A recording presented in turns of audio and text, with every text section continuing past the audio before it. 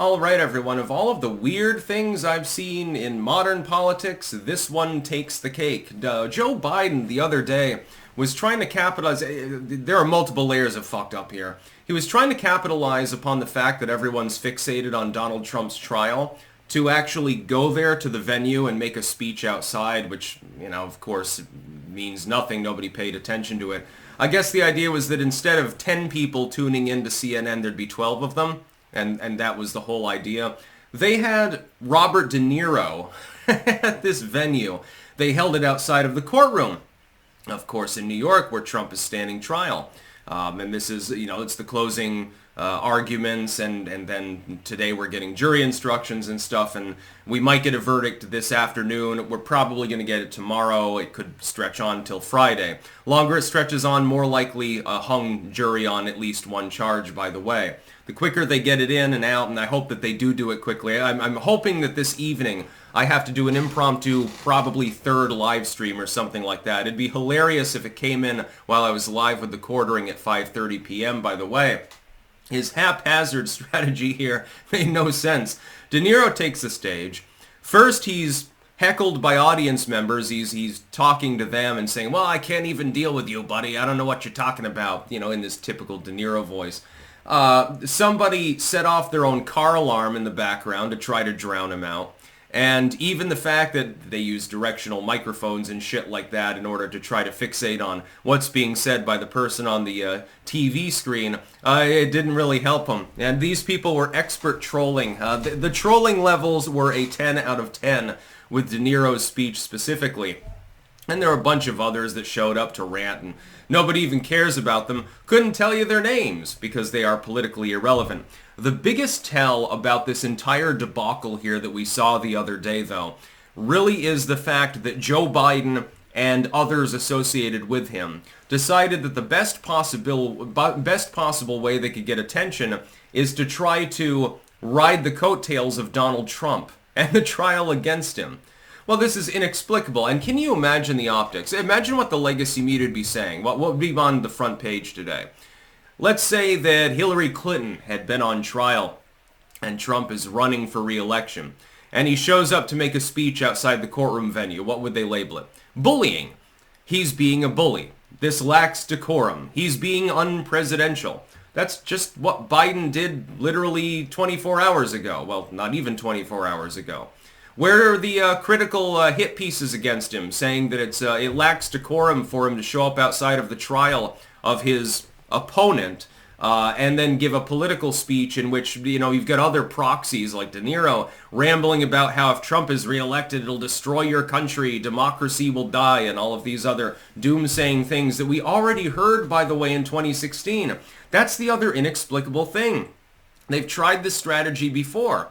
In 2020, it was rather muted. You didn't really have the celeb proxy, a doomsaying thing going on because it was in the middle of lockdowns and shit like that. So Biden, basically, he went out to some farmhouse somewhere where they had circles on the ground for social distancing, and then he rambled about taxes or something like that. 2016 was bloody. It was basically a blood sport election.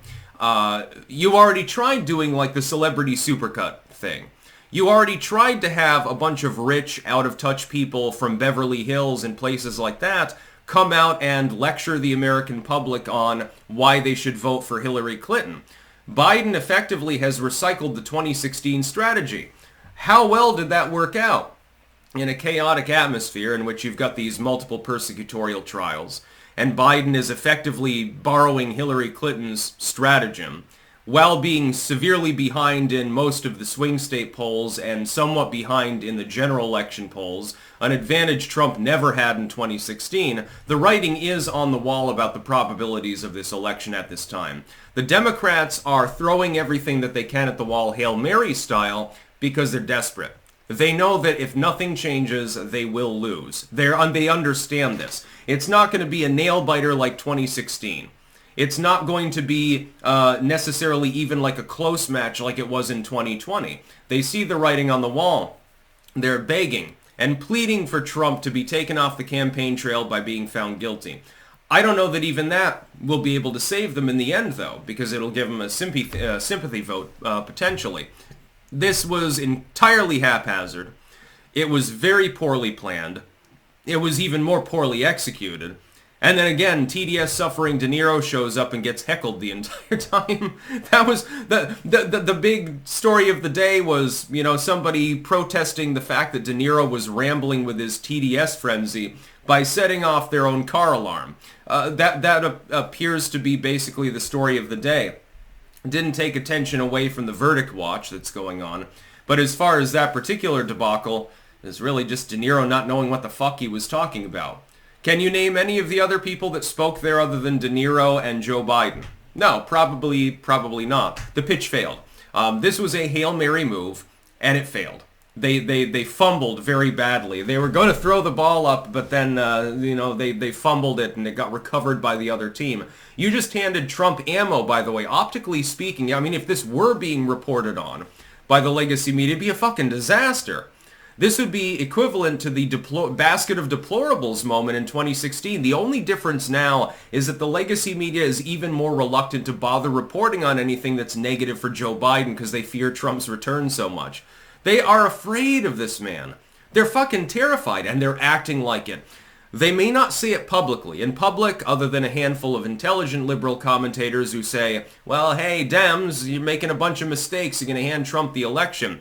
All the others just ignore it. They don't talk about it.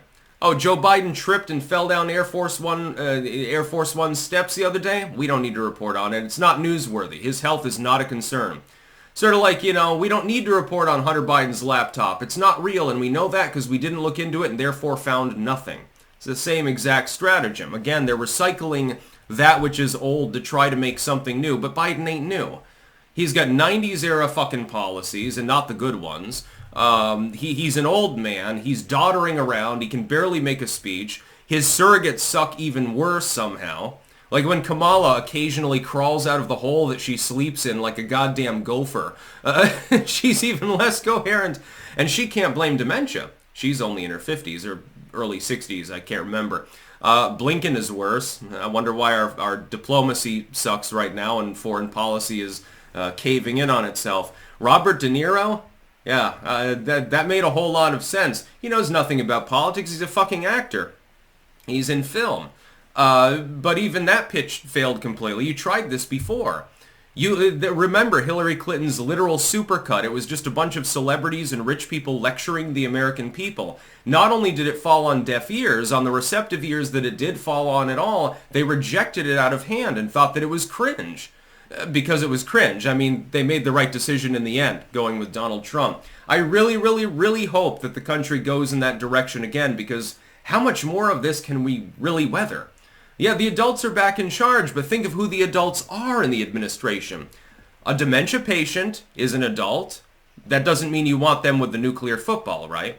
Psychopaths can be adults, but having a psychopathic vice president's not a good idea. The creepy dude in the alleyway publicly urinating and offering you schnapps is also an adult, but it doesn't mean that it's the sort of person that you want in the White House. But that's this administration in a nutshell. Making this kind of dumb decision shows me that at the core, this administration is malevolent, admittedly, but it's also incompetent. Just like the Bush administration. This is somehow an advantage. What you don't want when you have malevolent, evil people running the show is for them to also be cunning and shrewd and intelligent. You want them to be derpy. Like a villain in a kid's cartoon movie, like Dr. Claw or something like that. Basically, Joe Biden is Dr. Claw. He's got these grand ideas, but he's just so incompetent that they never work. And everyone around him is incompetent. So that some dude that doesn't know what the fuck he's doing and has to rely upon his prepubescent daughter to save his ass, and that and the talking dog, repeatedly thwarts them. It's like watching an episode of Inspector Gadget sometimes here.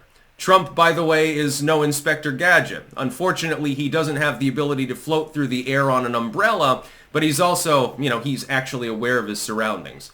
In that sense, I guess Biden is more like Inspector Gadget or Dr. Claw. He's got the evil and the incompetence, but, thankfully he doesn't have any prepubescent children around to save him.